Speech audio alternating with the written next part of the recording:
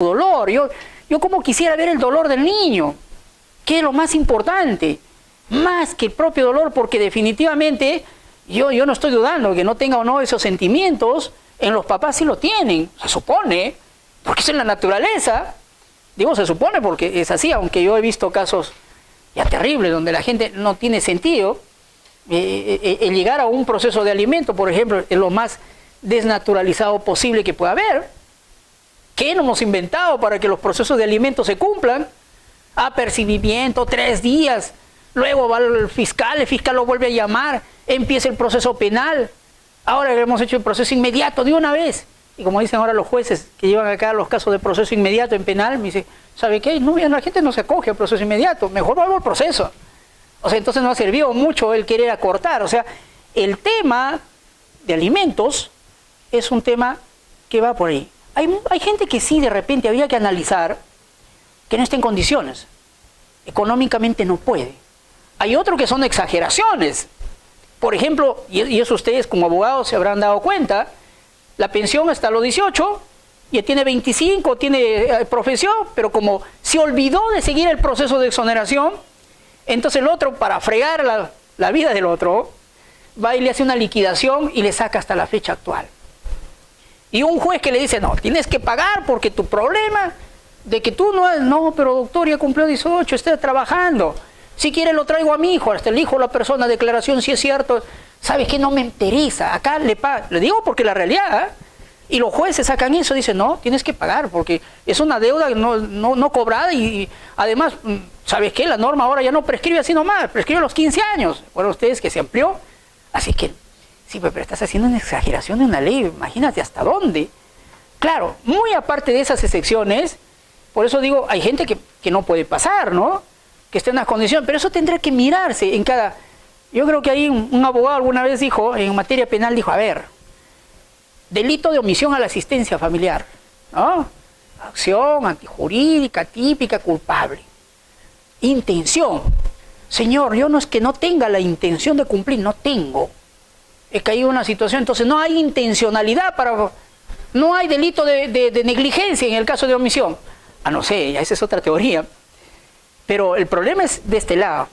Acá los jueces inventaban un montón de formas. Yo recuerdo un juez años atrás, ponía ahí una lista en la gaceta que tenemos ahí. Papá, por favor, ayúdame. En relación de todos los deudores morosos, salía la relación tremenda, ¿no? Ahora hemos creado un aplicativo ahí en el Poder Judicial que se llama Renan, y hemos seguido creando más cosas. No entrará a la administración pública si no paga pensión. Bueno, un montón de formas. Por último, están queriendo hasta incapacitarlo, que no tenga licencia de conducir. Hay toda una intención. Ya, pues hasta dónde estamos llegando también ya en eso, ¿no? Pero ¿hasta dónde va? Y esta partecita lo concluyo cuando decía un paisano de la sierra, me dice, ¿sabe qué, doctor? La cárcel no me come. Así que me metan nomás igualito. Siempre, pero por si acaso, ¿ah? Cuando te metas a la cárcel vas a estar en cárcel y nuevamente va a pedir una liquidación más esa que tú no has pagado. O sea, hay otro tema. De hecho, no, pero ya pagué no, pero no las pagaba. Entonces puedo sumarla nuevamente. Bueno, hay diversidad, ese es un tema penal que no me meto, porque hay desde aquellos que piensan que dice que el simple incumplimiento genera delito. Recuerdo un colega decía, ¿sabes qué? Es una suma de delitos. Una suma de delitos continuados. Porque mes a mes le han puesto, está cumpliendo omisión a la asistencia, primer delito, segundo delito, tienes un montón, sino que lo acumulamos, pues, con la finalidad de que no, hasta otras versiones. Por eso digo, y ese es un tema que está ahí. Ojalá que alguna vez esto se pueda cumplir mejor. Esto de la interpretación dinámica está también para los jueces, todos, y los que queremos saber, ¿sabes qué? Hay que verlo desde la norma internacional, ¿ya? Desde allí hay que hacer el asunto. Sí. Luego, el principio de progresividad. Los derechos tienen que ir avanzando, los derechos tienen que ir dándose, no se puede retroceder. Por ejemplo, no podríamos quitarle a la Unión de Hecho ya lo que ha ganado, más bien al contrario, estamos caminando. Por ejemplo, en la Unión de Hecho van a ver, cuando analicemos, que antes la gente no recurría a la pensión de alimentos. Ahora sí hay para el conviviente alimentos, entonces ya lo demanda a su conviviente. Hay algunas cosas que todavía están flacas ahí en el tema de convivencia en cuanto a la indemnización, en cuanto a los bienes. El 326 habla de que se forma una parecida sociedad de gananciales. Es una parecida. En doctrina se habla de bienes mancomunados, que no es ni bienes propios, ni sociedad de gananciales, pero está aquí en medio. Y entonces ese es un drama. Es tan drama como la aplicación del 315 del Código Civil, que ahorita estamos hasta un pleno que no sale. Bueno, la suerte que hemos tenido en Derecho de Familia, que sí nos han mirado a la Corte Suprema. Tenemos hasta 2 plenos en materia de familia. De los 9 y ahora 10, ya saben, un último que ha habido de tema de prueba de oficio, ¿no? A ustedes que les gusta civil y familia, están metidos, hay un 10º pleno que fue la semana pasada, ojalá que eso salga pronto, pero hay un 8º que hace 2 años y medio no sale, que es la aplicación del 315 del Código Civil, que es la transferencia de bienes inmuebles por parte de uno solo de los cónyuges. Entonces, ahí hay toda una discusión. Cuando interviene uno solo, se dice que eso es nulo. Y la nulidad la hemos generado por un montón de causales. Algunos han dicho, falta de manifestación de voluntad, porque para que haya voluntad tienen que estar los dos. Ha intervenido uno solo, nulo. Otros que han dicho, no, fin ilícito. Él lo ha vendido pretendiendo sacar del escenario los bienes solamente, y además porque aprovechándose que solamente está su nombre. Pero ese bien lo hemos adquirido los dos. Fin ilícito.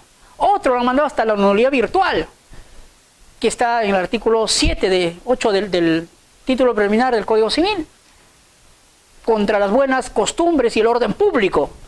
Y así se han ido decantando por cada uno, pero el problema va acá. Algunos han dicho, oye, ¿sabes qué? Ahí no hay nulidad. En todo caso, lo que hay ahí es una falta de representación. Y eso no es nulidad. Algún día le voy a contar. De repente cuando lleguemos al tema, ahí lo voy a tratar más específico, ¿ya? Para que ahí lo entiendan el asunto esto.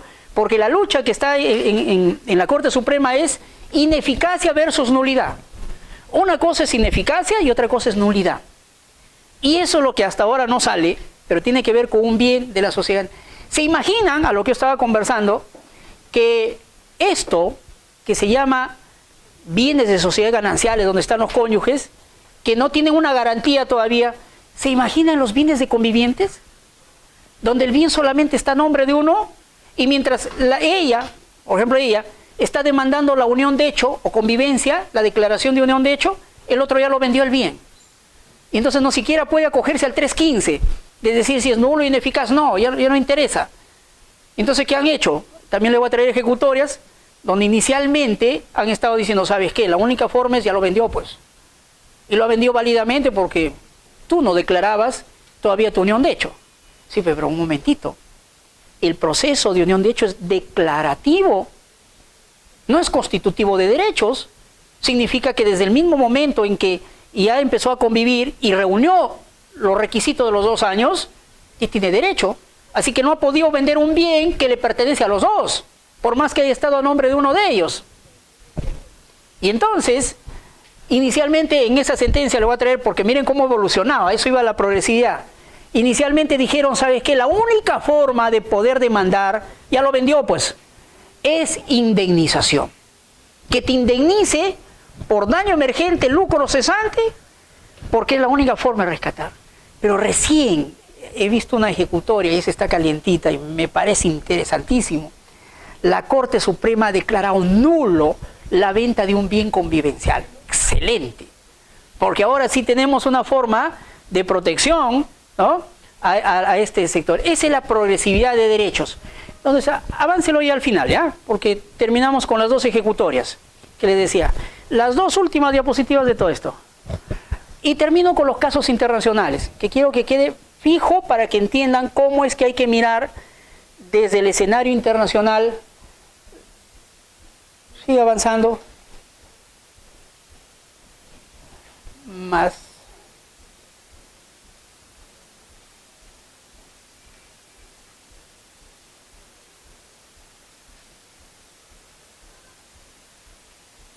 Bueno, ahí, en los casos.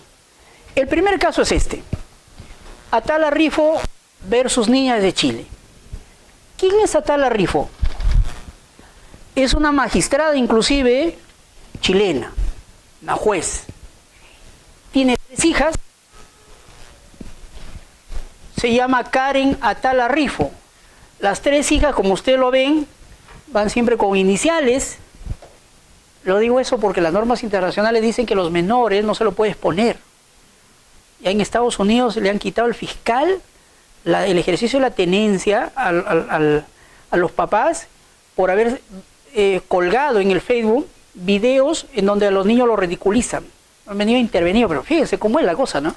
Acá por eso que este año quisimos hacer una campaña que está prohibido exponer, expon tú, pues tu cara, lo que quieras, pero a tu niño no lo puedes exponer en esos escenarios. Le gusta que porque le mordió a alguien, que sonrió de esa manera, pobre niño, ¿no? Porque finalmente eso no se... Claro, tú lo puedes bajar, pero ya quedó, si alguien lo grabó, entonces estás exponiendo. Tú no puedes exponer a un menor. Y es curioso porque, ¿sabes qué? Acá nosotros decimos, usamos iniciales, pero si usted lo ve en el contenido de la resolución, le ponen su nombre completo, más tarde iniciales, vuelve el nombre completo, o sea, total, ponte de acuerdo. Pero hay que protegerlo a los niños. Ahí están las iniciales. Como parte de la separación de hecho establecieron un mutuo acuerdo que Karen Atala Rifo mantendría la tuición. Allá se llama tuición. ¿Ya? En Chile no es tutela, no es tenencia, se llama tuición. Ese es el término. Se quedaban las 3 niñas en Villarrica, donde inclusive era juez ahí Karen Atala.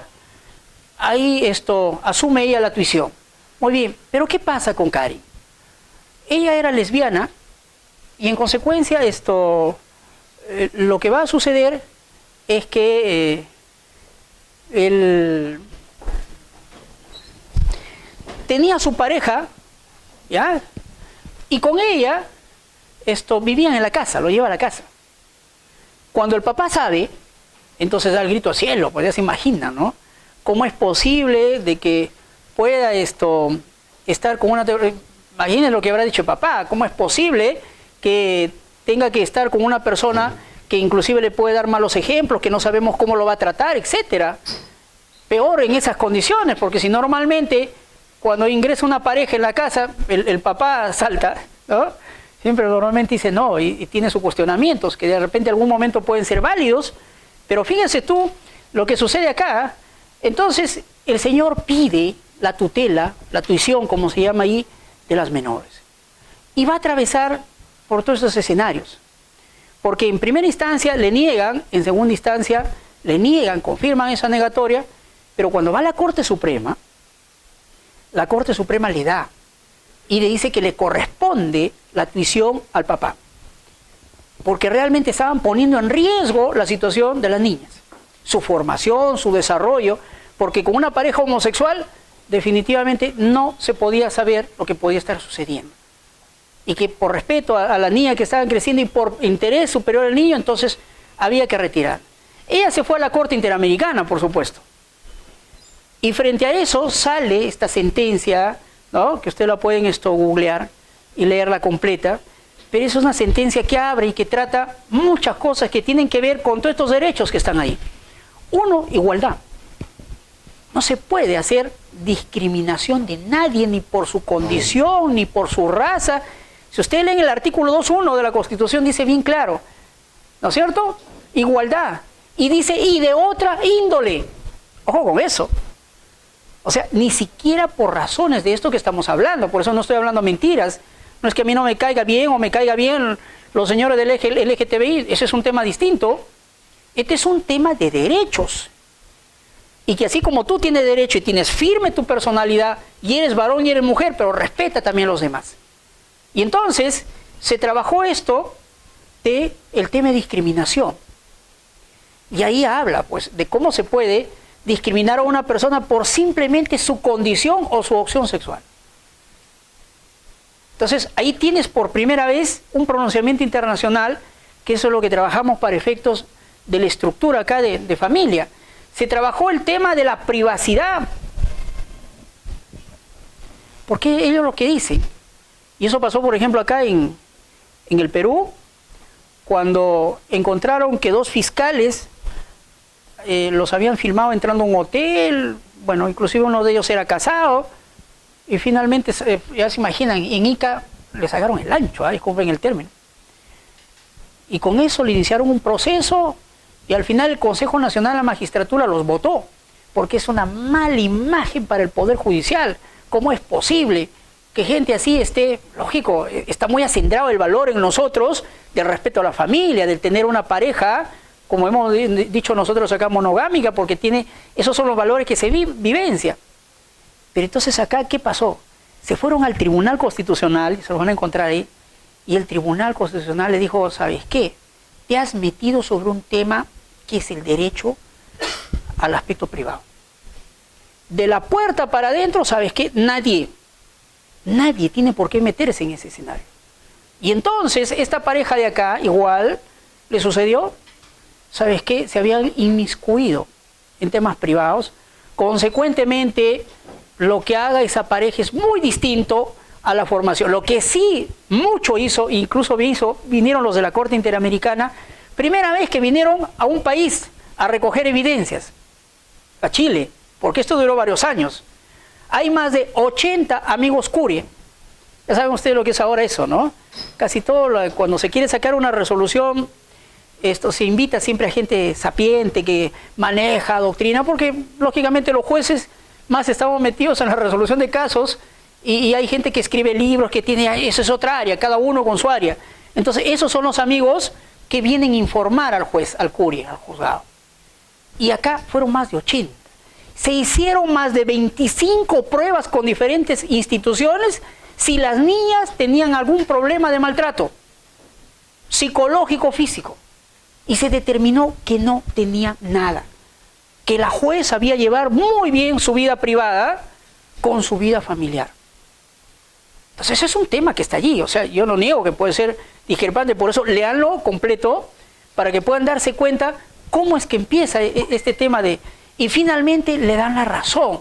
Inclusive cuando ocurre esto, ustedes saben que la Corte Interamericana da disposiciones curiosas, ¿no? Por ejemplo, que se publique esta resolución, que el Estado, porque ahí se hace contra el Estado, ya no contra una persona en concreto, el Estado reconozca y pida disculpas, que el Estado adopte medidas para efectos de evitar la discriminación y que sea de esa manera, o sea, inclusive le da plazos que cada año le va a fiscalizar, imagínense ustedes, ¿ah? Ya saben ustedes lo que sucedió, por ejemplo, en el caso del terrorismo, hicieron que el Perú hiciera ahí un lugar especial para colocar las piedritas, la famosa piedra que llora, ¿no? O sea, eso es un tema que no nos metemos, pero son formas que la Corte Interamericana da, aparte de una indemnización, porque también le pagaron indemnización, ¿ah? Entonces, ese es un tema. Y el otro es este, con el cual terminamos. Avánzalo por acá.